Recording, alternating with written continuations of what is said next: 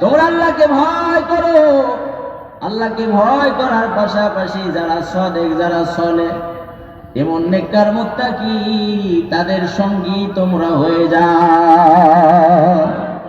ওনারা যেভাবে নামাজ পড়ে সেইভাবে নামাজ পড়ো, ওনারা যেভাবে রোজা করে সেইভাবে রোজা করো, ওনারা যেভাবে যাকাত দেয় সেইভাবে যাকাত দেয়, ওনারা যেভাবে হজ করো সেইভাবে হজ করো, ওনারা যেভাবে জিকির আজকার করেন, প্যারা নবী, ইমাম নবী, বেহেশতি নবীকে যেইভাবে তাজিম সম্মান ভালোবাসেন কলিজা দিয়ে, ওনাদের প্রতি সেই ভক্তি শ্রদ্ধা রেখে তাদের অনুসরণ করুন তোমরা কমপ্লিট যদি করতে পারো।